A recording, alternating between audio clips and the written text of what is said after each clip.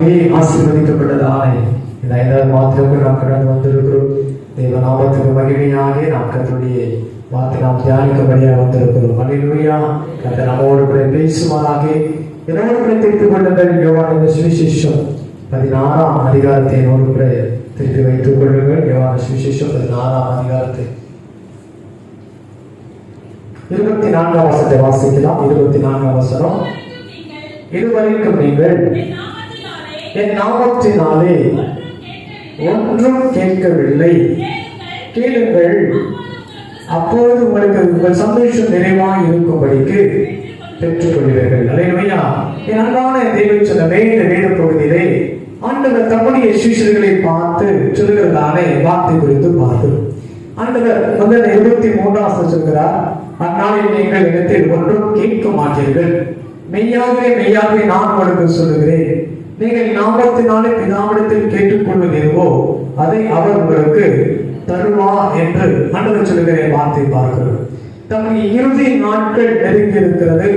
ஆண்டவர் மரிக்கிறதற்கு முன்பதாக அநேக காய்களை குறித்து தம்முடைய சீஷனோடு கூட தனித்து சம்பாஷிக்கிறதானே ஒரு நேரமாக இருக்கிறது. இப்ப ஆண்டவர் சொல்ற வார்த்தை பார்க்கிறோம். என்ன சொல்றாருன்னா, இதுவரைக்கும் நீங்கள் என் நாமத்தினால் ஒன்றும் கேட்கவில்லை என்று சொல்லுகிற வார்த்தை பார்க்கிறோம்.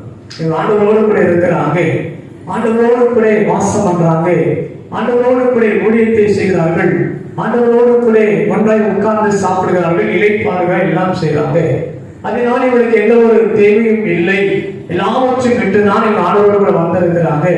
அதனால இப்போ ஆலோசனை, இதுவரைக்கும் நீங்கள் என் நாமத்தினால ஒன்றும் கேட்கவில்லை என்று அறிந்திருக்கிறோம். அல்லேலூயா. இதுவரைக்கும் ஆண்டவருடைய நாமத்தினாலே பிதா கிட்ட என்ன செய்யணும்னா ஒன்றையும் கேட்கவில்லை. அல்லேலூயா. ஏன்னு சொன்னால் ஆண்டவருடனே இருப்பதினாலே, அவரோடு கூட இருப்பதினாலே, அவர்களுக்கு எல்லா விதமான காரியம் இருப்பதினாலே அவர்கள் என்ன செய்யலாம் சொன்னா ஒன்றையும் இதுவரைக்கும் கேட்கவில்லை. இப்போ ஆண்டவர் இறுதியா சொல்றாரு, என்ன சொன்னா மறைமுகமாய் பேசுகிறார் இல்ல. ஏன்னு சொன்னா 25 சொல்றது, இவைகளை நான் உவமைகளா உங்களுடனே பேசுகிறேன், காலம் வரும் என்று அவர் சொல்கிறதை பார்க்கிறோம். அப்புறம் என்ன ஆகுதுன்னா, அவன் போகிறேன், எடுத்துக் கொள்ளப்பட போகிறேன் காலத்திலே, பின்பு அவரோடு கூட இருந்து பெற்றுக்கொள்ள வேண்டிய காரியங்களை அவர் பேசுகிறதை பார்க்கிறோம். ஆண்டவர் பெற்ற பிறகு யார்கிட்ட கேட்கிறன்னா அவரிடம் திரும்ப கேட்க வேண்டும். அதனால இப்ப சொன்னாரு, உமாமைகள் அப்படின்னு சொன்னா கதைகளாக, மறைப்பொருளாக, ரகசியமாக அவனுக்கு அதை வெளிப்படுத்துகிற ஒரு காரியம். புரிஞ்சிருக்கும், புரியாத மாதிரியும் இருக்கிற ஒரு காரியம். அப்போ ஆனந்த் சொன்னாரு, நீங்கள் இதுவரைக்கும் ஒண்ணுமே கேட்கல நாமத்தினாலே, ஆனா இப்போ நீங்க என்ன செய்யுங்க, கேளுங்கள். அல்லேலூயா. நம்ம பார்த்து ஒரு பணக்காரர், நமக்கு அருமையா அறிமுகமானவர், இந்த ஒரு முதலமைச்சர் நம்ம பார்த்து, உங்களுக்கு என்ன வேணும், இது வரைக்கும் நீங்க ஒன்னும் கேட்கலங்க, அதனால நீங்க கேளுங்க, நான் ஒரு சந்தோஷம் நிறைவா இருக்கும்படி தருகிறேன் அப்படின்னு சொல்லிட்டாருன்னா நம்ம மனசுல என்னன்னா ஓடும். சொன்னாங்களேன், ஒரு 10 நிமிடம் நேரம் கொடுக்குறாங்க அப்படின்னு சொன்னா நம்ம கேட்கறது யோசிக்கிறோம் பார்த்தீங்களா, இதை கேட்கலாமா அதை கேட்கலாமான்றதுலயே 10 நிமிடம் முடிஞ்சிடும். ஏன்னா நம்ம என்னன்னா பெருசா கேட்கணும், அது கேட்டாலும் பெருசா செய்யணும், கேட்க வேண்டும். இதுவரைக்கும் நீங்கள் ஒன்றும் கேட்கவில்லை, ஆனால் கேளுங்கள், உங்கள் சந்தோஷம் நிறைவாய் இருக்கும்படி தருகிறேன். அல்லேலூயா. அப்ப எல்லா அர்த்தம் ஆண்டவர்கிட்ட கேட்டு பெற்றுக்கொள்கிற காரியங்கள், ஆண்டவரத்தில் வருகிற ஆசீர்வாதம், ஆண்டவரத்தில் வருகிற நன்மை என்பது அது விசாலமாய் கொடுக்கப்படுகிற காரியம் அல்ல. ஏதோ கேட்ட அதனால் உனக்கு கொடுக்கிறேன் என்று சொல்லி வேண்டாய் விருப்பாய் கொடுக்கப்படுகிற ஒரு காரியம் அல்ல, கடமைக்கென்று கொடுக்கப்படுகிற ஒரு காரியம் அல்ல. ஆண்டவர் தெளிவாய் சொல்லுகிறார், கேளுங்கள், அப்பொழுது உங்கள் சந்தோஷம் நிறைவாய் இருக்கும்படி பெற்றுக் கொள்வீர்கள். அல்லேலூயா. அப்போ ஆண்டவருடைய எண்ணம், ஆண்டவருடைய எதிர்பார்ப்பு, ஆண்டவருடைய வாஞ்சை என்னன்னா, தம்முடைய ஜனங்கள், தம்முடைய பிள்ளைகள் தம்மிடத்தில் கேட்கிற போது அவன் எப்படியாய் கொடுக்க விரும்புகிறார் அப்படின்னா, உங்கள் சந்தோஷம் எப்படி இருக்குமோ, எதை கொடுத்தால் நீங்க சந்தோஷப்படுவீங்களோ, எவ்வளவு கொடுத்தால் நீங்க சந்தோஷப்படுவீங்களோ அவ்வளவு நிறைவாய் கொடுக்கிறவராய் இருக்கிறார். அல்லேலூயா. 5வது மாசம் ஆண்டவர் தான் சொல்றார். ஆண்டவர் காரியம் என்ன, இதுவரைக்கும் நீங்க கேட்கல, ஒருவேளை கேட்டு சோர்ந்து போயிருக்கலாம், கேட்டும் கிடைக்கிறவங்க பல வருஷம் ஆயிடுச்சு, பல மாசம் ஆயிடுச்சு அப்படின்ற ஒரு ஏக்கம் நம்முடைய வாழ்க்கையில இருக்கலாம். ஒரு அவிசுவாசத்துக்கு இடம் கொடுத்திருக்கலாம், சோர்வுக்கு இடம் கொடுத்திருக்கலாம். அவர் எப்ப கொடுக்கிறாரு கொடுக்கலங்க, நாங்க விட்டுட்டேன் அப்படின்னு சொல்லி நிலையில இருக்கலாம். ஆனா ஆண்டவர் திரும்ப சொல்றாரு, என் நாமத்தினாலே நீங்கள் கேளுங்கள், உங்க சந்தோஷம் தான் என் சந்தோஷம். அல்லேலூயா. உங்களுக்கு கொடுக்கிற சந்தோஷம் தான் ஆண்டவருடைய சந்தோஷமா இருக்கிறது. உங்களுக்கு எதை கொடுக்க விரும்புகிறாரோ அது நிமித்தமாய் ஒரு தகப்பன் எப்படி தன் பிள்ளைக்கு ஒரு gift கொடுக்கும் போது, ஒரு பிள்ளை எதிர்பார்க்கிற ஒரு காரியத்தை பூர்த்தி செய்யும் போது, ஒரு பிள்ளை தன் எதிர்பார்க்கிற காரியத்தை அந்த தகப்பன் மனநீரமாய் கொடுக்கப்படும் போது, அந்த பிள்ளைக்கு மாத்திர சந்தோஷம் இல்ல, தகப்பனுக்கு ஒரு பெரிய சந்தோஷம். என் பிள்ளை கேட்டத கடன் வாங்க என்ன பண்ணிட்டேன் செஞ்சுட்டோம் சொல்றாங்க. எத்தனை பேர் சொல்றாங்க, அவன் கேட்டதை வாங்கி கொடுக்காம இருந்தது இல்லைங்க, நான் கேட்டதை எப்படியாவது வாங்கி கொடுத்துருவேன். ஒரு சந்தோஷம், ஒரு நிறைவு, ஒரு மகிழ்ச்சி நம்முடைய வாழ்க்கையிலே நம்ம கேட்கிற உலக தகப்பன இருக்கிற நாமே கொடுக்கிறாமே சொன்னா, நம்முடைய பரம தகப்பன் அவன் இரக்கத்தில் ஐஸ்வர்யம் உள்ளவர், எல்லாவற்றையும் மேலானவர், வானமும் பூமியும் அப்படி நிறைவாய் இருக்கிறது, அதிலிருந்து நமக்கு மகிழ்ச்சியாய் கொடுக்கிறார். அல்லேலூயா. அப்ப இந்த மாசம் உலக பிரகாரமா சொல்ல ஒரு மாசம் ட்ரை அப்படின்னு சொல்லுவாங்க, இல்ல ரொம்ப வறட்சிங்க. இன்கம் டாக்ஸ் ஒரு பக்கம் பிடிப்பாங்க, ஒரு பக்கம் ஜூன் மாசம் பரவத்துக்கு முன்னாடி நமக்கு என்ன வந்துருதுன்னா பீஸுக்குரிய காரியம் துக்கமாய் மாறிடும். என்ன பண்ண போறோம் தெரியல. இல்ல முன்னெல்லாம் நம்ம படிக்கும் போது பீஸுக்கு வளம் கிடையாது. ஆனா இப்போ ஒருத்தருக்கு 50,000 ரூபாய் குறைஞ்சபட்சம் என்ன செய்யணும் வைக்க வேண்டும். அப்படின்னா என்ன அர்த்தம், 2 பேர் இருந்தா 1,00,000 ரூபாய் என்ன செய்யணும் வைக்க வேண்டும். இதெல்லாம் யோசித்து எத்தனை பேர் இந்த மாதத்துல கலங்கி கொண்டிருக்கிறான். என்ன செய்ய போகிறேன், நான் யாரிடத்துல போய் நான் கேட்க போறேன். நம்முடைய என்ன தெரியுமா, யாரு போய் கேட்கலாம், ஏதாவது ஒரு மனுஷனுடைய இயல்பு, யாருகிட்ட கேட்டா தெரியும். நம்ம யாரை பாக்குறோம்னா, நம்மை விட வசதியா இருக்கிறவர்களை பாருங்க, நம்மை விட வசதியா இருக்கிறவரோட ஓனரை பார்ப்போம், இல்ல அருகில பார்ப்போம். நம்ம விட கொஞ்சம் மேல இருக்கிற கொஞ்சம் நம்முடைய ஃப்ரெண்ட்ஸ் பார்த்து கேட்கலாம் நினைப்போம். எல்லாவற்றுக்கும் மேல ஒரு ஓனர் நமக்கு வருவது. அல்லேலூயா, அல்லேலூயா. நம்மை உருவாக்கினவர் அவர், உள்ள கையில வரைஞ்சிருக்கிறவர் அவர். நீங்க மனுஷங்கிட்ட கேட்கறதுக்கு முன்னாடி முழங்கால படைக்கு சொன்னீங்க, ஆண்டவரே என் நாமத்தினாலே கேளுங்கள், அப்பொழுது உங்கள் சந்தோஷம் நிறைவா இருக்குன்னு சொன்னீங்களே, எங்க மாதத்துல என் சந்தோஷம் நிறைவா இருக்கும்படி நீங்கள் எனக்கு தாரும் என்று கேளுங்கள். அல்லேலூயா.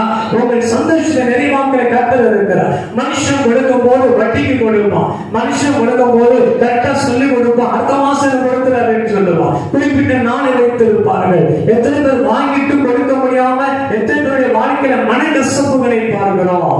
ஆனா கர்த்தர் கொடுத்தார்னா திரும்ப கேட்கிறவர் அல்ல. அல்லேலூயா. வேதம் சொல்லு, நீங்கள் நினைப்பதற்கும் வேண்டிக் கொள்வதற்கும் அதிகமாய் அவர் கொடுக்கிறவர். அல்லேலூயா. திராணிக்கு தக்கதா இல்ல, திராணிக்கு மிஞ்சி கொடுக்கிறவர் கர்த்தர். அல்லேலூயா. எல்லாவற்றையும் பரிபூர்ணப்படி நாம் ஆராய்ந்து கொண்டிருக்கிறோம். அதான் வேதம் தெளிவாய் சொல்லுகிறது. அதே நீங்கள் யோவான் சுவிசேஷம் 14ஆம் அதிகாரத்துல நீங்க பார்த்தீங்கன்னா, மீண்டும் ஆண்டவர் தம்முடைய சீஷர்களோடு பேசும்போது 13ஆம் வசனத்தையும் 14ஆம் வசனத்தை வாசிக்க பார்க்கலாம். நீங்கள் என் நாமத்தினால் எதை கேட்பீர்களோ குமாரன் பிதா மகிமைப்படும்படியாக அதை செய்வேன். என் நாமத்தினாலே நீங்கள் எதை கேட்டாலோ அதை நான் செய்வேன். அல்லேலூயா. முதல்ல சந்தோஷம் நிறைவா இருக்கும்படி செய்வேன் சொன்ன ஆண்டவர் இப்ப சொன்னாரு, நீங்கள் என் நாமத்தினால் எதை கேட்பீர்களோ குமாரன் பிதா மகிமைப்படும்படியாக அதை நான் செய்வேன். இரண்டாவது ஆண்டவர் சொன்னாரு, என் நாமத்தினால் நீங்கள் எதை கேட்டாலோ அதை நான் செய்வேன். அல்லேலூயா. மனுஷனால இதைதான் செய்ய முடியும், இதை என்ன பண்ண முடியாது, செய்ய முடியும். எவ்வளவு பெரிய ஆளாக இந்த நாட்டுடைய முதலமைச்சர் கூட இந்த தமிழ்நாட்டு எல்லைக்குள்ள மாநில அரசுக்கு ஒத்திருக்கிற காரியம் தான் செய்ய முடியும் தவிர மத்திய அரசு ஒண்ணு அவங்க செய்ய முடியாது, செய்ய முடியாது. ஒரு பிரதமராக இருந்தாலும் மத்திய அரசுக்குரிய காரியங்களை செய்ய முடியும் தவிர மாநில அரசு கூட தலையிட்டு செய்ய முடியாது. ஆனால் ஆண்டவர் சொல்லுகிற காரியம் என்ன, மத்திய அரசா இருந்தாலும் மாநில அரசா இருந்தாலும் அவர்களால் செய்ய முடியாத காரியங்களை நீ கேட்டால் கூட நான் உனக்கு செய்வேன். அல்லேலூயா. நீங்கள் காற்றையும் காண மாட்டீர்கள், மழையும் பார்க்க மாட்டீங்க, ஆனா வாய்க்கால் நிரப்புகிற கர்த்தருக்குள் வாழ்க்கைக்குள் ஓடுவது இருக்கிறார். அல்லேலூயா. அவருக்கு தேவையான தெரியுமா நீங்க எதிர்பார்க்கிற வாய்க்கால் நிரப்பப்பட வேண்டும் என்றது மாத்திரம் நீங்க எதிர்பாருங்க. மழை பெய்யுமா, காற்று வரமான எதிர்பார்க்காதீங்க. காற்றையும் கடலையும் அதத்துகிற கர்த்தர் உங்கள் வாழ்க்கையில உங்கள் ஆத்ம நேசர் அவர் நடுவில் நங்குலமாய் இருக்கிறார். அவர் உங்கள் வாழ்க்கையில நிறைவான பலனை கொடுக்கிறவர். அல்லேலூயா. அவர் சென்றிருக்க நீங்கள் அடைக்கலமாய் வந்திருக்கிறபடினாலே அவரால் உங்களுக்கு ஒரு நிறைவான ஆசீர்வாதத்தை சமாதானத்தை தேவன் கொடுப்பதற்கு போதுமானவராக இருக்கிறார். இந்த வேத பகுதியிலே ஒரு சில காரியங்களை வாசிப்போம். நாம் யாருக்கு தெரிந்த ஒரு வேத பகுதிதான். ஒரு ஸ்திரீ தன்னை தகப்பனை பெற்றுக்கொண்ட ஆசீர்வாதத்தை நாம் அறிந்திருக்கிறோம். இன்னைக்கு நாம் தியானிப்போம் என்று சொன்னால் என்னோட திருப்பிக் கொள்ளுங்கள். நியாயாதிபதி புத்தகத்தை எடுத்துக்கொண்டாங்க சொன்னால் 1ஆம் அதிகாரத்திலே நாம் அக்சால் என்று சொல்லப்பட்டதானே காலேபின் குமாரத்தை குறித்து நாம் பார்க்கிறோம். இந்த அக்சால் ஒரு விசேஷமானவள், காலேபு ஒரே மகளாய் இருக்கிறார். இவர் செய்கிற காரியம் என்னென்று நம்ம எல்லாருக்கும் தெரியும். என்ன அப்படின்னு சொன்னா 12ஆம் வசனம் வாசிக்கிறோம். 1ஆம் அதிகாரம் 12ஆம் வசனத்துல அப்பொழுது காலே கிரியா செப்பரை சங்காரம் பண்ணி பிடிக்கிறவர்களுக்கு என் குமாரத்தை அக்சாலை விவாகம் பண்ணி கொடுப்பேன் என்று சொன்னார். அப்பொழுது காலேபுடைய தம்பியாக கேரேசின் குமார் ஒருத்தன் ஏழரை பிடித்தான். ஆகையால் தன் குமாரத்தை அக்சாலை அவருக்கு என்ன பண்ணா விவாகம் பண்ணி கொடுத்தான். அல்லேலூயா. அப்ப அக்சாலுக்கு அந்த காலத்துல ஒரு போட்டி வைக்கிறாங்க இல்ல. அந்த போட்டி என்ன சொன்னா பிடிக்க முடியாத இருக்கிற ஒரு பட்டணம், அந்த எப்ரோன்ல இருக்கிற பட்டணமா இருக்கிறது. அது பங்கிட்டு கொடுக்கும் போது காலேபுக்கு என்று கொடுக்கப்படுகிறது. காலேபு சொல்லுகிறான், இந்த பட்டணத்துல போய் விழுந்து அந்த ஜனங்களை சம்பரித்து அந்த பட்டணத்தை யார் எனக்கு சொந்தமா பிடிச்சு கொடுக்கிறாங்களோ அவர்களுக்கு என்னுடைய மகளை திருமணம் செய்து கொடுப்பேன். இப்ப காலேபினுடைய சகோதரனுடைய குமாரத்தை ஒத்தனை என்ன செய்யறான்னு சொன்னால் அவன் கடந்து போகிறான். அவன் சொன்ன அந்த பட்டணத்துக்குள்ளே போய் அந்த பட்டணத்தை பிடித்து அந்த இருக்கிற ஜனங்கள் எல்லாம் சம்பரித்து கொண்டு அந்த பட்டணத்தை பிடிச்ச உடனே காலேப் தன் மகளை அவனுக்கு விவாகம் பண்ணி கொடுக்கிறான். எல்லாம் முடிஞ்சு போயிடுச்சு. இப்போ அப்பா வீட்டுல இருந்து மாமியாருடைய வீட்டுக்கு புறப்பட்டு போறாங்க. அல்லேலூயா. இது போகிற போது 14ஆம் வசனம் பார்க்கிறோம். அவள் புறப்படுகையில் என் தரப்படுத்தி ஒரு ரயில்களை கேட்க வேண்டும் என்று எண்ணி அவளத்தில் உத்தரவு பெற்றுக் கொண்டு கழுதைகள் இறங்கினார் என்று வாசிக்கிறோம். அல்லேலூயா. இவள் திருமணம் முடிச்சுட்டு கழுதை மேல சேர வச்சு ஏறி இருக்கிறாங்க. இப்ப கடந்து போக போறாங்க. ஆனா மனசுக்குள்ள ஒரு எதிர்பார்ப்பு இருக்கிறது, மனசுக்குள்ள ஒரு ஏமாற்றம் இருக்கிறது, மனசுக்குள்ள அப்பா எதிர்பார்த்த ஒரு நன்மை நமக்கு தரலையே, அப்பா வீட்டுல நாம வெறுமையா போறோமே, அப்பா வீட்டுல நாம் போகிற போது வறட்சியா நாம போறோமே, நாம் போகிற இடத்துல வாழ்வதற்கு ஏற்ற சுகித்திருப்பதற்கு ஏற்ற ஆசீர்வாதத்தை நாம் கொண்டு போகவில்லை என்று சொல்லி மிகுந்த வேதனைப்பட்டு சொல்ல முடியல. ஆனாலும் அப்படியே புரிகிக் கொண்டிருக்கிறா. இப்போ அதை கழுதை மேல ஏறி கிளம்புற நேரத்துல நான் வீட்டுக்கு வரைக்கும் ஒரு பர்மிஷன் கேட்கிறா. அல்லேலூயா. கர்த்தருடைய நல்ல ஒரு பண்பு என்ன அப்படின்னா வேதம் சொல்கிறது, பேசுகிறதுக்கு முன்ன யார்கிட்ட பர்மிஷன் கேட்கிறா? கணவனிடத்திலே உத்தரவு பெறுகிற ஒரு நல்ல ஒரு குணசாலி. அல்லேலூயா. இந்த வேத பகுதி கற்றுக் கொடுக்கிறதை பார்க்கிறோம். அவன் கணவனிடத்திலே போய் உத்தரவு கேட்கிறாள். உத்தரவு கொடுக்கப்படுகிறது. உத்தரவு கொடுக்கப்பட்ட உடனே அவள் கழுதை விட்டு இறங்குகிறாள். இறங்குற போதே காலேப் ஒரு வார்த்தை சொல்கிறார். அவளை நோக்கி உனக்கு என்ன வேணும் அப்படின்னு கேட்கிறார். அல்லேலூயா. அவன் நினைச்சுட்டான், கல்யாணம் பண்ணி கொடுத்துட்டேன், எல்லாம் நான் வேண்டியதெல்லாம் கொடுத்துட்டேன், திரும்பம் எதற்காய் இறங்குகிறார், திரும்ப எது உனக்கு வேண்டுமா இருக்கிறது, இடத்துல கொடுக்கப்பட்டதாக காரியெல்லாம் உனக்கு கொடுத்திருக்க என்று சொல்லி தகப்பன் நினைக்கிறார். மகனுடைய ஆசை நான் பூர்த்தி செய்கிறேன் என்று சொல்லி அவன் சந்தோஷப்படலாம். எல்லாரும் அவன் மாத்திரமில்லை, காலப்புற உறவி மக்கள் எல்லாரும் இருக்கிறார்கள். இப்போ பார்த்து ஒரு கேள்வி கேட்கிறான், உனக்கு என்ன வேண்டும் என்று கேட்கிறார். அல்லேலூயா.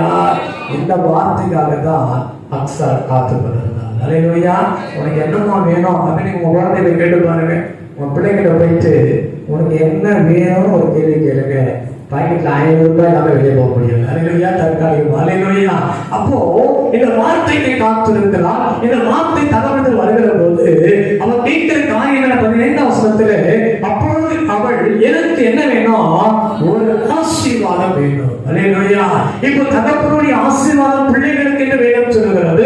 தகப்பனுடைய சுதந்திரம் பிள்ளைக்கு என்று வேதம் சொல்லுகிறது. இப்ப இந்த அக்சால் கேட்கிறார், தகப்பனே படத்தை என்ன நான் எதிர்பார்க்கிறேன் சொன்னா உம்முடைய கரத்திலிருந்து வருகிற ஒரு ஆசீர்வாதம் எனக்கு வேண்டும் என்று எதிர்பார்க்கிறேன் சொல்லுகிறார். உடனே அவன் சொல்லுகிறான், என்ன வேணும் அப்படின்னு கேட்ட உடனே ஆசீர்வாதம் வேணும். என்ன ஆசீர்வாதம் வேணும் அப்படின்னு சொன்னா முதல்ல சொல்றா, எனக்கு என்ன கொடுத்திருக்கிறீங்க? வறட்சியான இடங்களை கொடுத்திருக்கிறீங்க. ஒரு அப்பா செய்ய முடியாத ஒரு காரியம் இல்லை. பிள்ளைங்களுக்கு அப்பா வறட்சி கொடுப்பாரா? காலைக்கு எதனால கொடுத்தான்னு தெரியாது. ஆனா இவன் சொல்ற, அப்பா எனக்கு ஆசீர்வாதம் வேணும். ஆசீர்வாதம் இல்லாத இருக்கிற இடங்களை எனக்கு கொடுத்திருக்கிறேன். செழிப்பில்லாத இருக்கிற இடங்களை எனக்கு கொடுத்திருக்கிறேன். மழை தாட்சியான இடங்களை எனக்கு கொடுத்திருக்கிறேன். வறட்சியான இடங்களை எனக்கு கொடுத்திருக்கிறேன். நான் விதைத்தால் விளைய செய்ய முடியாத இடங்களை எனக்கு கொடுத்திருக்கிறேன். நீர் பாய்ச்ச முடியாத இருக்கிற இடங்களை எனக்கு கொடுத்திருக்கிறேன். இப்போ அதை சந்தோஷமா வாங்கிட்டேன். நீங்க கொடுத்ததை நான் வேணாம்னு சொல்லல. அந்த வறட்சி தகப்படுத்தல் வந்தாலும் அது எனக்கு ஆசீர்வாதம் என்று நான் பெற்றுக்கொண்டேன். ஆனா இப்ப எனக்கு என்ன தேவை அப்படின்னா செழிப்பான இடங்களை நீர் எனக்கு தான். அல்லேலூயா. அவ வறட்சி வேணாம்னு சொல்லல. அந்த நிலத்தை திருப்பி கொடுக்கல இல்ல, அந்த வறட்சி அவன் ஏற்றுக்கொண்டான். அந்த நீர் பாய்ச்சப்படாத இடத்தை ஏற்றுக்கொண்டார். வானம் பார்த்த அந்த பூமி அவள் ஏற்றுக்கொண்டார். விளைவிக்க முடியாது இருக்கிறதான அந்த இடத்தை அவள் அதை ஏற்றுக்கொண்டார். ஏன்னா அது தகப்பனத்துக்கு கொடுக்கப்பட்டிருக்கிற ஆசீர்வாதம். ஆனால் அவருடைய உள்ளத்தில் இருக்கிற காரியம் என்ன? என் தகப்பனுடைய வாழ்க்கையில் எப்படி வறட்சி அனுமதித்தாரோ, எப்படி வாழ்க்கையில் வறட்சியான இடங்களை கொடுத்தாரோ, அதே தகப்பனத்துல நீர் பாய்ச்சலான இடங்களும் இருக்கிறது. அல்லேலூயா. இப்ப அவர் கேட்கிற காரியம் அதுதான். அப்பா பார்த்து சொல்ற காரியம் என்ன? ஆண்டவரே, தகப்பனை நீர் பாய்ச்சலான நிலங்களையும் எனக்கு என்ன செய்ய வேண்டும்? தர வேண்டும் என்றார். அப்பொழுது கால் மேற்புறத்தை கீழ்ப்புறத்திலோ அவருக்கு நீர் பாய்ச்சலான நிலங்களை கொடுத்தான் என்று பார்க்கிறோம். அல்லேலூயா. என் அன்பு தேவச்சனமே, எனக்கு ஆவிக்குரிய வாழ்க்கையில 4 மாதங்களை கடந்து வந்திருக்கிறீங்க. 2021 முடித்து உங்கள் வாழ்க்கையில் அநேக போராட்டங்களை கடந்து 2022 வந்தவர்களை 4 மாசத்துல அநேக நீர் பாய்ச்சலுக்கு ஏதுவா இல்லாத இருக்கிற அநேக வறட்சியான வாழ்க்கையை காணப்பட்டிருக்கலாம். செழிப்பில்லாத இருக்கிற நாட்களுடைய வாழ்க்கையில் இருக்கலாம். எவ்வளவு போராடி கடனை அடைக்க முடியாத நாட்களுக்குள்ள நீங்கள் கடந்து வந்திருக்கலாம். ஆனாலும் ஆண்டவர் சொல்கிற காரியம் என்ன? நீங்கள் எதிர்பார்க்கிற ஆவிக்குரிய தகவல் என் நாமத்தில் நீங்கள் கேளுங்கள், உங்கள் சந்தோஷம் நிறைவாய் இருக்கும்படி நான் உங்களுக்கு கொடுப்பேன் என்று வாக்களித்திருக்கிற கர்த்தர். அவர்கிட்ட ரெண்டுமே இருக்கிறது. வறட்சி இருக்கிறது, ஆசீர்வாதம் இருக்கிறது. அல்லேலூயா. அவர் கொடுக்கிற வறட்சி தற்காலிகமானது. வறட்சி கொடுக்க முடிந்த அவரால் ஆசீர்வாதத்தை கொடுப்பதற்கு அவர் போதுமானவராக இருக்கிறார். எங்க புத்தி உள்ள ஸ்திரியா, புத்தியில தெய்வ பிள்ளைகளை இந்த நாட்கள் இருந்து அதனை பார்த்து கேளுங்க. இந்த 4 மாதங்கள் வறட்சி தான். இந்த 4 மாதங்கள் செழிப்பில்லை. இந்த 4 மாதங்கள் பொருளாதார அநேக தடைகள், எதிர்பார்த்த வாழ்க்கை வாழ முடியல. 4 மாதங்கள் அநேக சோதனைகள், 4 மாதங்கள் அநேக நெருக்கங்கள், 4 மாதங்கள் அநேக போராட்டங்களை கடந்து வந்திருக்கிறேன். இதெல்லாம் வறட்சி பாதைகள் தான். அந்த வறட்சியும் நான் ஏற்றுக்கொண்டேன். ஆண்டவரே, என் 5வது மாதத்துல எனக்கு நீர் பாய்ச்சலான இடங்களை கொடுங்க. அல்லேலூயா. விதைக்கப்படுகிற இடங்களை கொடுங்க ஆண்டவரே. நீர் பாய்ச்சப்படுகிற இடங்களை கொடுங்க ஆண்டவரே. செழிப்பான இடங்களை எனக்கு கொடுங்க ஆண்டவரே. சமாதானமா இருக்கிற இடங்களை எனக்கு கொடுங்க ஆண்டவரே. அதில் எனக்கு 100 அனுகூலமா பலன் கொடுக்கிறதானே ஆசீர்வாதங்களை எனக்கு கொடுங்க ஆண்டவரே. 5வது மாதத்துல எங்களுக்கு என்று நீ எதை முன்குறித்து வைத்திருக்கிறீரோ, என்ன நன்மை நான் சோதனைத்துக் கொள்வதற்காக நீ வைத்திருக்கிறீரோ, என்ன நன்மை நான் பெற்றுக் கொள்வதற்காக, என்ன செழிப்புக்காக 4 மாதங்கள் என்னை வறட்சி பாதையில் கொண்டு வந்தீரோ, அதே தேவன் 5வது மாதத்துல எனக்கு செழிப்பின் நாட்களாய் மாற்றும். அல்லேலூயா. என் பிள்ளைகளுக்கு செழிப்பின் மாதங்களாய் மாற்றும். என் குடும்பத்துக்கு செழிப்பின் மாதங்களாய் மாற்றுங்க. என் பிரயாசத்துல ஒரு செழிப்பின் நீர் பாய்ச்சப்பட்ட இடமாய் மாற்றுங்க. என்னுடைய பிள்ளைகளுடைய படிப்பின் எதிர்காலத்துல ஒரு நீர் பாய்ச்சப்பட்டது இடமாய் மாற்றுகிறாங்க. ஒரு காலையில் தன் மகளுக்காக இறங்குற போது கொடுப்பதற்கு அவன் கொடுப்பதற்கு வாஞ்சையா இருப்பார் என்று சொன்னார். வானத்தை பூமி உண்டாக்குகிற கர்த்தர் உங்களுக்காய் கொடுப்பதற்கு அவர் போதுமான தேவனாக இருக்கிறார். அல்லேலூயா. அல்லேலூயா. அன்பு தேவச்சனமே, வேதமெல்லாம் பெற்றுக் கொடுக்கிறது. இன்றைக்கு ஆண்டவர் வறட்சிக்கு நடுவில் ஒரு செழிப்பின் ஆசீர்வாதம் உண்டு. அல்லேலூயா. மேற்புறத்திலும் கீழ்ப்புறத்திலும் உனக்கு தேவையான நன்மைகளை கர்த்தர் வைத்திருக்கிறார். உனக்கு தேவையான ஆசீர்வாதங்களை கர்த்தர் வைத்திருக்கிறார். உனக்கு தேவையான குழுக்களை கர்த்தர் வைத்திருக்கிறார். உனக்கு தேவையான சமாதானத்தை கர்த்தர் வைத்திருக்கிறார். உனக்கு தேவையான இளைப்பாறுடைய நாட்களை கர்த்தர் உங்கள் வாழ்க்கையில வைத்திருக்கிறார். இப்படி கேட்க வேண்டிய காரியம் ஒன்றுதான், வறட்சிக்கு நடுவில் நடத்தும் தேவன் 5வது மாதம் செழிப்புக்கு நடுவில் இதை நடத்தி கொண்டு போகணும். அல்லேலூயா. அக்ஸா 2 வார்த்தை முடிச்சுட்டு 4வது வசனத்துல இல்லை, வாழ்க்கை 14 புருஷன் பரமேஸ்வரன் வாங்கி கேட்டு இறங்கினான். 15வது வசனத்துல அவள் ஆசீர்வாதத்தை கேட்டால் ஒரு வார்த்தை அவள் தகப்பன் மேற்புறத்திலும் கீழ்ப்புறத்திலும் அவளுக்கு ஆசீர்வாதம் கொடுத்தார். அல்லேலூயா.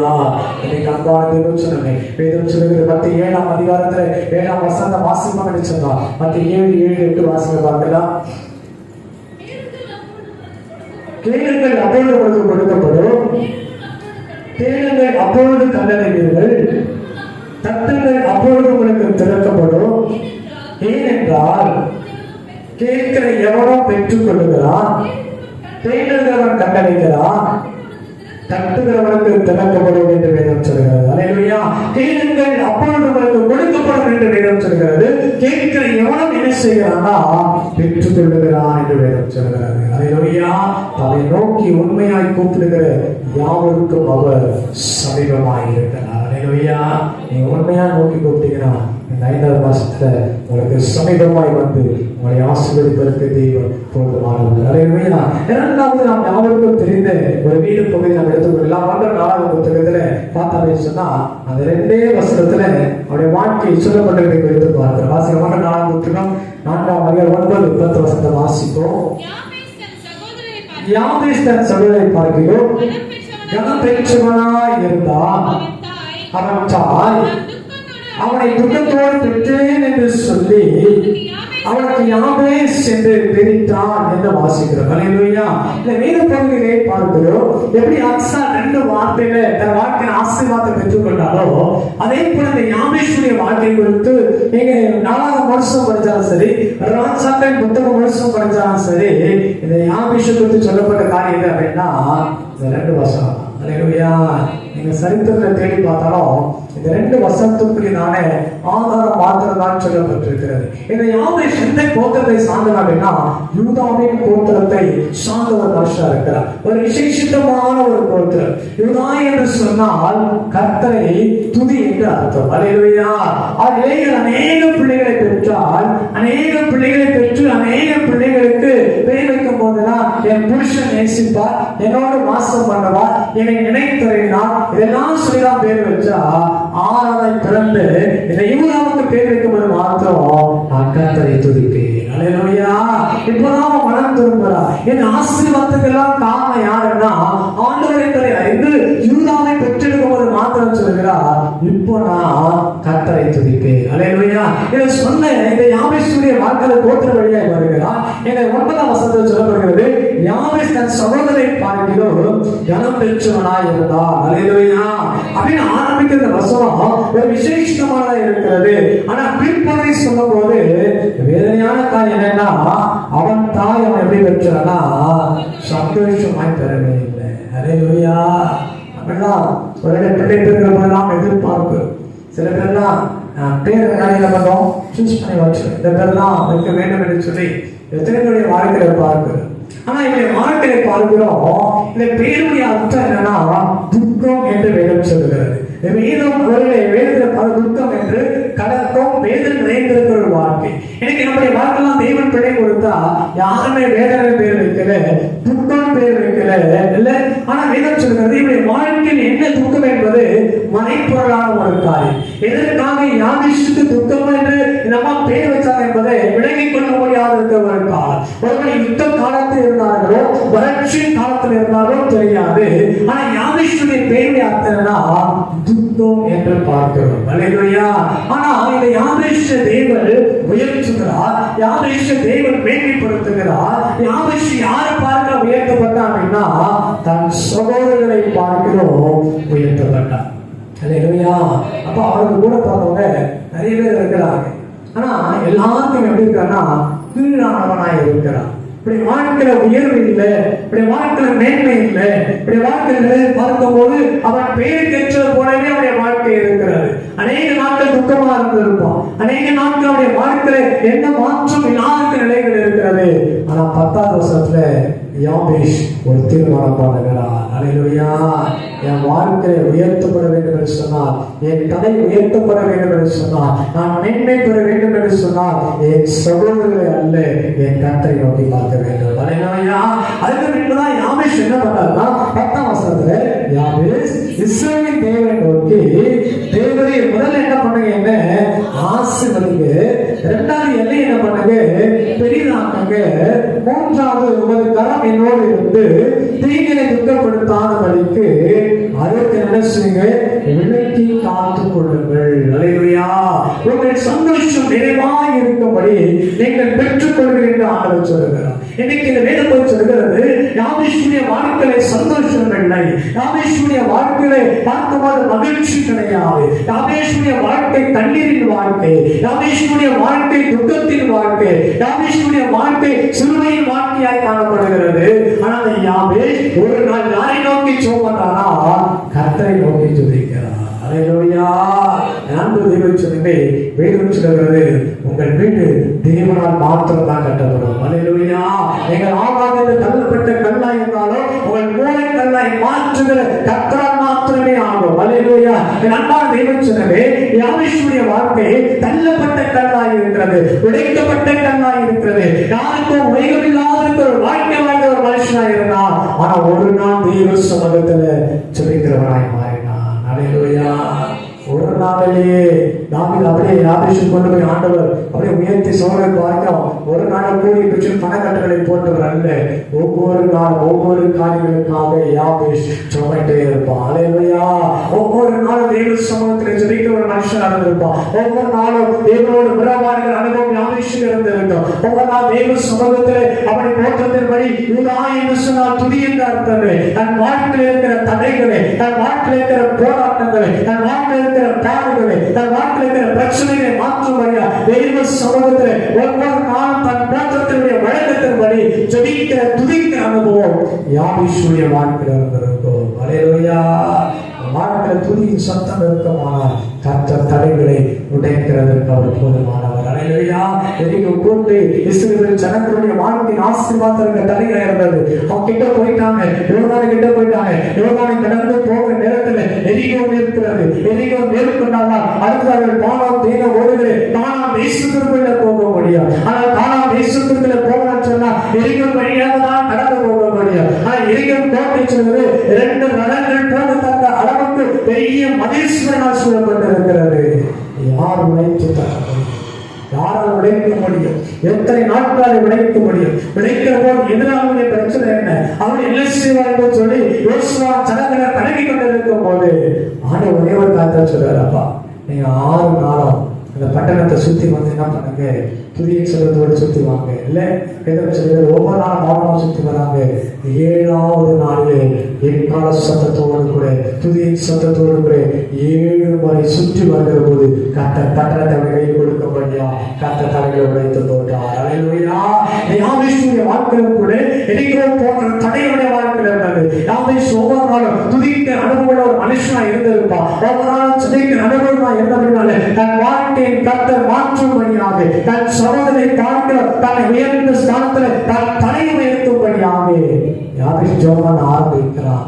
ஆண்டவரே, என்னை ஆசீர்வதித்து என் எல்லையை பெரிதாக்கி உமது கரங்களோடு இருந்து என் தீங்கை துக்கப்படுத்தாதபடிக்கு என்னை விலக்கி காத்துக் கொள்ளும் என்று யாபேஷ் ஜெபித்த போது அவன் சந்தோஷத்தை நிறைவாய் மாற்றுகிற கர்த்தர் கடைசியில் சொன்னார், அவன் வேண்டிக் கொண்டதை தேவன் கொடுத்தார். அல்லேலூயா. உங்க சபத்துக்கு ஒரு நாள்ல ஒரு பதில் வரன்னு சொல்லி போறாதீங்க, 2 நாள்ல பதில் வரன்னு சொல்லி போறாதீங்க, 1 மாசமா சோமன்ற பதில் வரன்னு சொல்லி போறாதீங்க, 1 வருஷமா சோமன்ற பதில் வரன்னு சொல்லி போறாதீங்க. ஒரே ஒரு சோமம் தான், யாபேஷை போல தேவரே என் எல்லை ஆசீர்வதித்து என் எல்லைகளை பெரிதாக்கி தீங்கை துக்கப்படுத்தாதபடி எனக்கு விலக்கி காக்கும்படி உடைய கரணம் என்னோடு இருக்கிறது சொல்லி ஒவ்வொரு நாளும் நீங்கள் ஜெபித்துக் கொண்டு வாருங்கள். ஏற்ற காலத்தில் உயர்த்துகிற தேவங்கள் உங்களோடு இருக்கும் போது ஏற்ற நாளில் தேவன் யாபேஷின் எல்லைகளை விரிவாக்கி யாபேஷை மேன்மைப்படுத்துகிற அதே கர்த்தர் உங்களையும் உயர்த்தி மேன்மைப்படுத்த போதுமானவர். அல்லேலூயா. அல்லேலூயா. நம்ம ஒரு நாளைக்கு தான் ஒரு ஜெபத்தை ஜெபம், அடுத்த நாள் அதை பண்ண மாட்டோம், விட்டுருவோம், மறந்துடுவோம். அதுக்குள்ள வேலைனா பார்வையில் போகும்போது அந்த ஜெபம் அப்படியே மாறிடும். அடுத்த ஜெபத்துக்கு போயிடுவோம். அடுத்த ஜெபமும் பதில் வரனா அதை அப்படியே விட்டு என்ன செய்வோம், அடுத்த ஜெபத்துக்கு போயிடுவோம். இப்படிதான் ஜெபித்து நம்முடைய வாழ்க்கையில் அற்புதங்களை காண முடியாதபடிக்கு ஆசீர்வாதங்கள் நம்மை கண்டெடுக்க மாறியமாக இருக்கிறது. அல்லேலூயா. அன்பு தேவச்சனமே, வேதம் சொல்கிறது, நான் ஒன்றை நான் கேட்டு அதே நாடு வேண்டாவது சொல்கிறார். அல்லேலூயா. ஒரு காரியத்தை கேட்கிறீங்கன்னா அதை கர்த்தர் செய்து முடிக்கிற வரைக்கும் அதை பிடித்துக் கொள்ளுங்கள். கர்த்தருடைய சமூகத்தில் கேளுங்க. அவரை அப்படிதான் சோமன்ற ஆண்டவர்கிட்ட ஆண்டவர் பார்க்க கேட்கிறான், என்ன தருவீர், என்ன தருவீர் ஆண்டவரை, 15 அதிகாரத்தில் என்ன தருவீர் ஆண்டவரை, 16 அதிகாரத்தில் என்ன தெரிவிக்கிற ஆண்டவரே? இப்படியே கேட்டுக்கொண்டே வருகிறான். 21ஆம் அதிகாரத்திலே கர்த்தர் சாராளை நினைத்தறினார், அவனுக்கு ஒரு குமாரனை பெற்றுக் கொடுத்தார். அல்லேலூயா. ஞான தேவச்சனமே, இதனால் இந்த காலையில கர்த்தர் சொல்கிற காரியம் 2வது, கர்த்தர் நாம் நினைக்கிறதற்கு மேலே கர்த்தர் செய்கிறார். 3ஆவதாய் நாம் பார்க்கப்படும் போது இன்னொரு மனுஷனுடைய வாழ்க்கையிலே அவன் சந்தோஷம் நிறைவாய் இருக்கும்படி தெய்வம் கொடுத்த 3வது ஆசீர்வாதம் என்னன்னா, இங்க ஏசாயா 38ஆம் அதிகாரத்துல 1ஆம் வசனத்தை வாசிக்கலாம். ஏசாயா 38:1. நாட்களில் எசேக்கியா வியாதிப்பட்டு மரணத்துக்கு ஏதுவாய் இருந்தார். அப்போது ஆமோத்சின் குமாரனாகிய எசேக்கியா தீர்க்கதரிசி அவனிடத்தில் வந்து அவனை நோக்கி, நீ உமது வீட்டு காரியத்தை ஒழுங்குபடுத்தும், நீ கிடைக்க மாட்டீர், மரித்து போய் என்று கர்த்தர் சொல்லுகிறார் என்றார் என்று பார்க்கிறோம். 3வது ஒரு மனுஷனுடைய ஜெபம், அவன் விருப்பம், அவனுடைய வாஞ்சை இடைவெளி பார்க்கிறோம். அவன் தெய்வ சமூகத்தை கேட்கிற போது அவன் சந்தோஷம் நிறைவாய் இருக்கும்படியா ஆண்டவர் அவனுடைய ஆயுசு நாட்களை தேவன் பெருகப்படினார் என்று சொல்லி பார்க்கிறோம். இதை எசேக்கியா ராஜாவை குறித்த சாட்சி என்ன? கர்த்தருக்கு மிகுந்த உகந்த ஒரு மனுஷன், கர்த்தருக்கு உடனே நீதியா இருக்கிற ஒரு மனுஷன், யூத ஜனங்களை ஆண்டவருடைய பக்கமாய் திருக்கிற ஒரு மனுஷன், கர்த்தருடைய ஆலயத்தை பழுது பார்த்து அதை செப்பனிட்டு மீண்டுமாய் வரலாற்றுல பெரிய ஒரு பஸ்கா பண்டிகை நடத்துகிற ஒரு மனுஷன். இப்படி அநேகங்களோட அநேக நெருக்கங்கள் உண்டு. எல்லா இடங்களிலும் கிராமங்களிலும் கர்த்தரை குறித்தும் பிரமாணங்களை குறித்தும் போதிக்கும்படியே ஆட்களை வைத்த ஒரு மனுஷன். இத்தனை சாட்சி இருக்கிற மனுஷனுடைய வாழ்க்கையில ஒரு நாள் ஒரு செய்தி போகிறது. என்ன செய்தி அப்படின்னு சொன்னா, ஏசாயா கடந்து போய் சொன்னாரு, கர்த்தர் சொன்னாருப்பா, உன் வீட்டு காரியத்தை ஒழுங்குபடுத்தும்.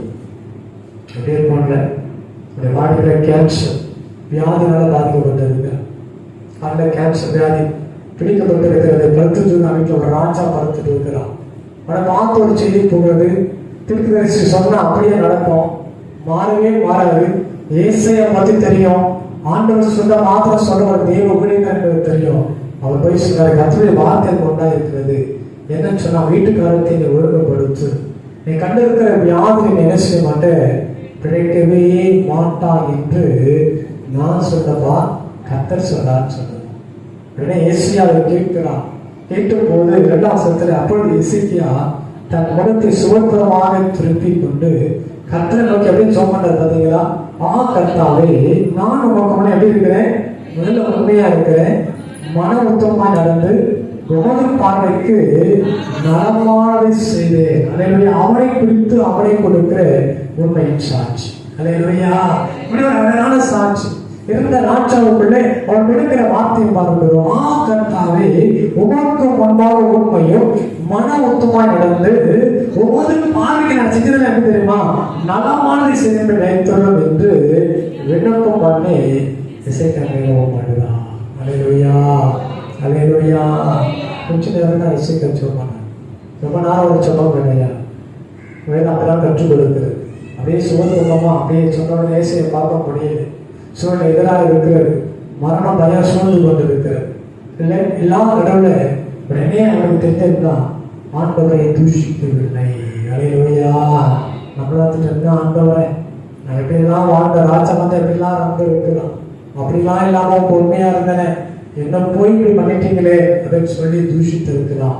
அவன் சொல்லுகிற, ஆண்டவரே, நான் உமக்கு முன்னே இருந்து செய்த நன்மையை நினைத்து பாருங்கள்.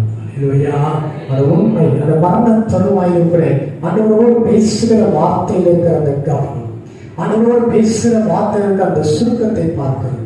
ஆண்டவரோடு அவன் சொல்ற வார்த்தை என்ன, நான் உண்மையா இருந்தேன், மன உத்தமமா இருந்தேன் ஆண்டவரே, அதனால எனக்கு என்ன செய்யுங்க, ஒரு இரக்கம் காண்பியும் என்று ஜோமனிட்டு எசேக்கியா மிகவும் அழுதான் என்று வாசிக்கிறோம். அல்லேலூயா. இந்த வார்த்தை முடிந்து போகிறது. அவன் சொல்லி முடிக்கிறான். சொல்லி முடிச்சு அந்த முற்றத்துக்குள்ளே ஏசாயா வருகிற போது 4ஆம் சொல்றது, அப்பொழுது ஏசாயாவுக்கு உண்டான கர்த்தருடைய வார்த்தை. ஆண்டவர் ஏசாயா வீட்டில் இருக்கும்போது சொல்லி அனுப்புகிற தேவன். வேதம் சொல்கிறது, அவர் மனம் மாற மாட்டார். வேதத்துல வாசிக்கிறோம், அநேக இடங்களில் கர்த்தர் மனம் மாறுகிறவராக இருக்கிறார். அல்லேலூயா. அவர் மனம் மாற அவர் மைந்தனர் என்று வேதம் சொல்கிறது. ஆனா நினைவு பண்ணுற ஜனங்களை அழிப்பேன்னு சொன்ன அதே ஆண்டவர் தான் கொஞ்ச நேரத்துல மனசை மாத்தி சொன்னாரு, அவர்கள் 1,20,000 மேற்பட்ட ஜனங்களை நான் அழிப்பனோ என்று சொல்லி அவர்களுக்காக மனஸ்தாபப்படுகிறார். அல்லேலூயா.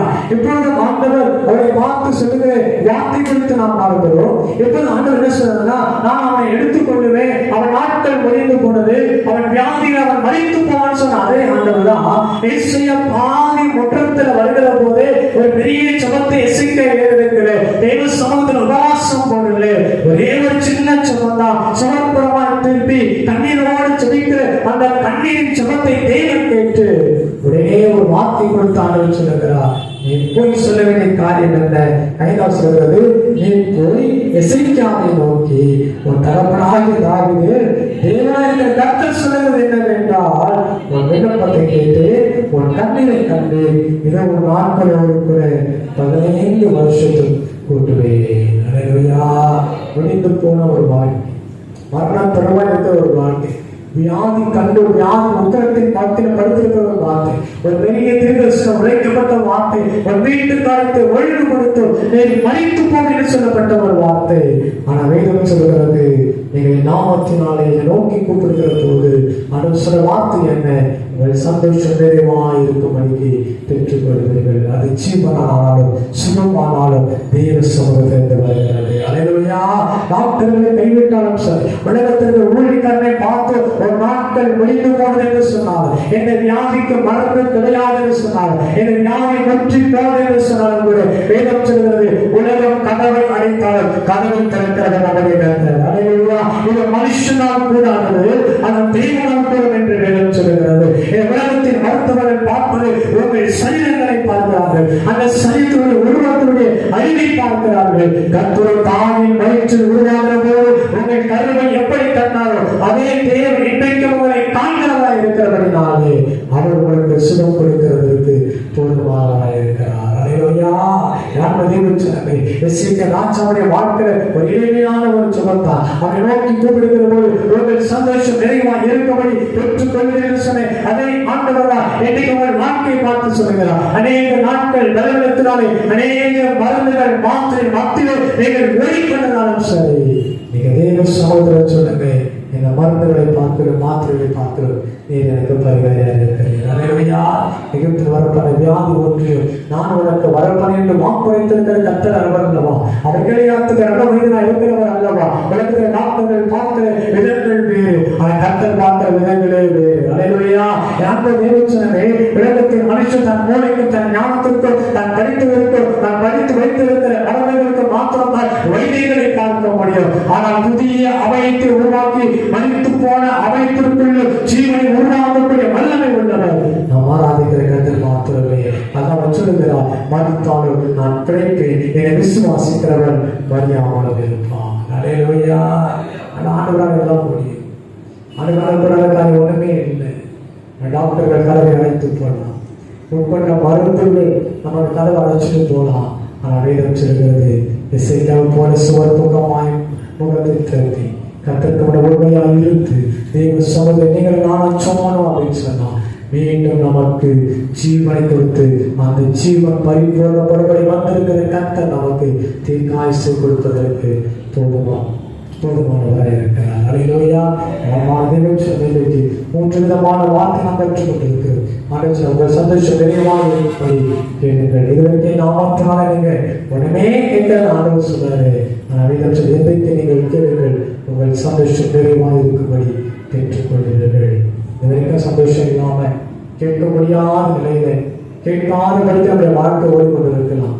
வேதம் சொல்கிறது, ஒரு அம்சால் கேட்டார், வறட்சிக்கு நடுவில் ஒரு செழிக்கு கேட்டார், வறட்சிக்கு பதிலாக ஒரு செழிக்கு அவர் தகப்பன் கொடுத்தது போல நீங்கள் வாழ்க்கையை மாற்றமல்ல, நீங்கள் கடந்த நாட்கள் எல்லாம் உங்கள் வறட்சி மத்தியிலே ஒரு செழிப்பு கொடுப்பதற்கு போதுமானதாக இருக்கிறார். யாபேஷை பார்க்கிறோம், தவறுகளை பார்க்கிறோம், கனவீனப்படுத்தப்பட்ட ஒரு வாழ்க்கை. ஆனால் 2 வசனத்துல கர்த்தர் பார்த்து முதல் வசனத்தை சொல்லுகிறார், தன் சோழர்களை பார்க்கிறோம், அவர் தலையை உயர்த்தின தேவன். அல்லேலூயா. இன்னைக்கு உங்களை உயர்த்துவதற்கு அவர் போதுமானவர். 3வது வேதம் சொல்கிற வார்த்தை பார்க்கிறோம். எசேக்கியா வியாதி படுக்கை மரணத்தை தருவாயில் இருக்கிறார். முடிந்து போனது என்று சொல்லப்பட்ட ஒரு வாழ்க்கை தான். ஆனால் ஒரு நிமிடத்துல மீண்டும் ஒரு செய்தி வருகிறது, ஒரு நாய்ஸ் நாட்களோடு 15 வருஷத்தை நான் கொண்டு வருகிறவராக இருக்கிறேன். அல்லேலூயா. அவருக்கு கத்திரிகள் செய்கிற தேவன் இன்றைக்கு நம்முடைய வாழ்க்கையை நமக்கு மகிழ்ச்சியும் சந்தோஷம் தந்து நம்மை காப்பாராக. நாம் முடிக்கலாம். அதிகமாய் நேசிக்கிறேன் அன்பின் தெய்வமே, ஆசீர்வதிக்கப்பட்டதான காலங்களுக்காக நன்றி சொல்கிறோம். ஸ்தோத்திரிக்கிறேன். இந்த காலங்களை கத்திரி பிரச்சனைகள் மத்தியில் கடந்து வரும் நாங்கள் குடும்பமாய் சேர்ந்து தேவனை ஆராய்வதற்கும் கொடுத்த நல்ல கிருபைக்காக ஆண்டவருக்கு நன்றி சொல்கிறோம். எனவே நாங்கள் தொடர்ந்து பாடி துதித்து ஆராதித்து உடைய வார்த்தைகளை கடந்து போய் கதை பாட கிருபைக்காய் ஸ்தோத்திரம். ஆண்டவரே, எங்கள் நாமத்தில் ஒன்றும் கேட்கப்படவில்லை, இப்பொழுது கேளுங்கள், ஒரு சந்தோஷம் நிறைவாக இருக்கும்படி நான் உங்களுக்கு தருவேன் சொல்லி வாக்களித்திருக்கிற தெய்வம் இந்த நாள் தேவ நாமத்திற்கு மகிமையா அரசாங்க வாழ்க்கை ஒரு பகுதி வளர்ச்சி, இன்னொரு பகுதி செழிப்பு தகவல் கொடுத்தது போல எங்கள் வாழ்க்கை வளர்ச்சி மற்ற 4 மாதங்கள் கடந்து வந்தாலும் 5வது மாதத்திலே ஒரு செழிப்பை மாற்றுகளை கடந்து கொண்ட தெய்வம் கிருபை செய்கிறாங்க. யாபேஷை விரிவாக்கி யாபேஷன் சபையை பார்க்க உயர்த்தின தெய்வம் இந்த நாட்களிலே எங்களை உயர்த்துமாறு அன்பாக நடுவில் உயர்த்துடைய கேட்டுக்கொண்டிருக்கிறப்ப அது மாத்திரமல்ல இசைக்க தன் வாழ்க்கையை அவருடைய மரணத்தை தருவாயில் அச்சரித்த போது அழுவதை அவர் சொன்னவர்களுக்கு தெய்வம் பதில் கொடுத்தது போல எங்கள் சந்தோஷம் நிறைவாய் இருக்கும்படி உயர்த்தி வியாதி பலவீனங்களை கத்தர் மாற்றி பூர்ண சுகத்தினாலே நடத்தும்படி தேவ சமூகத்தில் அர்ப்பணித்து நாம் உச்சரிக்க நாள் வந்திருக்கிறேன். அனைத்து கத்துடைய பிள்ளைகளையும் இயேசுவின் நாமத்திலே நாங்கள் ஆசீர்வதிக்கிறோம். கத்துடைய ஆசீர்வாதங்கள் ஒவ்வொரு குடும்பத்திலும் தங்கியிருப்பதாகவே உஷ்ணத்தின் மத்தியிலே கடந்து போனாலும் இந்த உஷ்ணத்தின் நாட்களிலே கத்துடைய விசேஷத்துக்கு வந்து கத்ததாமை அளவை ஏழைக்கு விரிடம் நிலைவிட்டு விரிடம் அளவை புயல் காற்றுக்கு விருந்தர்களான புகழமாய் எங்கள் கத்ததாமை கவனமாய் பாதுகாத்து வச்சிருக்கிறோம். இந்த வாரத்திலே பிறந்த நாளை காண இருக்கிறேன், திருமணை காண இருக்கிறேன். அன்பு தேவ பிள்ளைகளை பிதா குமாரன் பரிசுத்த ஆவியின் நாமத்திலே நான் ஆசீர்வதிக்கிறோம். பிறந்த நாளை காண்கிறேன். கர்த்தருடைய பிள்ளைகளோடு நீங்கள் பிரசாரத்தை நடத்தப்படி வச்சிருக்கிறோம். திருமண வாழ்வுக்குள் பிரவேசித்திருக்கிறேன். அன்பு கர்த்தருடைய பிள்ளைகளை புதிய திருமண நாளுக்குரிய ஆசீர்வாதங்களால் நிரப்பும்படியா நான் வச்சிருக்கிறோம். ஆண்டவரே, இந்த மாதத்திலே அநேக பிள்ளைகள் நடவதே தேவனுக்கு ஆயத்தமாக இருக்கிறார்கள். தேவனுக்கு ஆயத்தமாக எல்லா பிள்ளைகளையும் உங்கள் சமூகத்தில் அர்ப்பணித்து நாங்கள் வச்சிருக்கிறோம். கர்த்தர் ஒவ்வொரு சிறு பிள்ளைக்கு வேண்டிய ஞானத்தையும் அறிவையும் ஞாபகத்தை அதை கொடுத்து இந்த தேர்வு நாட்களை செம்மையாக கடந்து போங்க. பிள்ளைகளுக்கு எந்த ஒரு பலவீனங்களும் வராதபடிக்கு கர்த்தர் கிருபையாய் பாதுகாத்துக் கொள்ளபடியால் அர்ப்பணித்து சிரிக்கிறோம். ஒரு தரப்பட்ட மக்களுக்காக சிரிக்கிறோம். ஒரு நாட்களை கொண்டு வந்து சேர்க்கும்படியே நாங்கள் சிரிக்கிறோம். இதனால விசுவாசம் ஒழுங்கு குழுமையாக வந்திருக்கிறதானே கிடைத்திருக்க நாங்கள் உற்சவம் வர்றதுக்காகவே எங்கள் சபைக்கு விருப்பத்தில் எதிர்வாகத்திற்காக சொல்கிறோம். எனவே கொடுக்கப்பட்ட ஒரு புதிய நிர்வாகம் கூட அடைவேன். கற்றை நாமத்தில் மகிமையான சபைக்கு ஆசீர்வாதமா ஒரு மனமாய் தேர்ந்தெடுக்க தெய்வக்கு விஷயப்படியா அன்பை கருத்தை அர்ப்பணித்து நாங்கள் உச்சரிக்கிறோம். மேற்க நாமத்தில் உச்சரிக்கிறோம். நல்ல பிதாவே, ஆமென். சரி சொல்லுவோம். என் ஆத்துமாவே நாமத்தை ஸ்தோத்திரி. என் ஆத்துமாவே நாங்கள் செய்த சகல உபகாரங்களில் பிதாவாகிய தெய்வத்தின் அன்பும் பரிசுத்தாவின் ஐக்கியம் சமாதான வழிநடத்துவதற்கு ஆசீர்வாதம் கர்த்தருடைய வைபவம் யாவும் நிலைத்திருந்து காப்பதாக. ஆமென்.